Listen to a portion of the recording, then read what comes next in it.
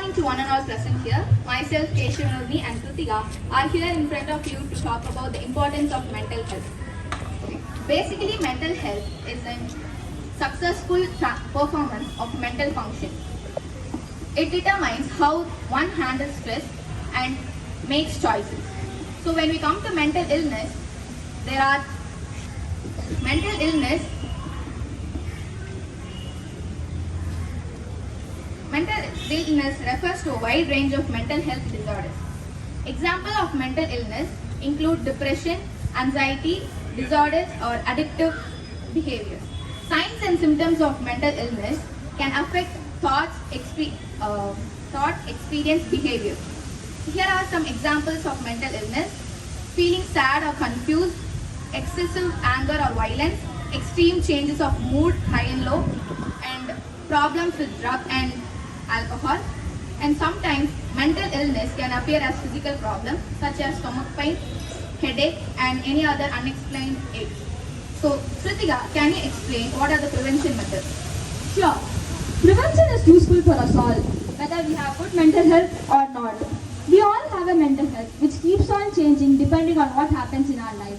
Prevention is divided into three categories: primary prevention, secondary prevention, and tertiary prevention. Primary prevention focuses on stopping people from developing mental illnesses and promoting good mental health.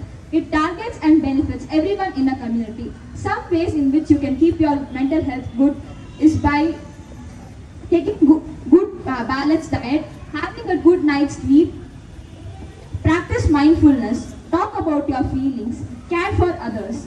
Secondary prevention, it focuses on people who have higher risk of getting mental illness. It might be due to their past experiences, bullying, or even when they have a long-term physical illness. For them, getting help means staying in good mental health, following the above tips, or you can take professional help from counselor or find support from others if you are a victim of hate crime. The last one is tertiary prevention. It is for people who are already suffering from mental illnesses. It focuses on reducing their symptoms and empowering them to have a good well-being and reducing the risk of relapse. For them, the prevention depends on their conditions, circumstances, and severity of the symptoms. Here are some ways which they can follow.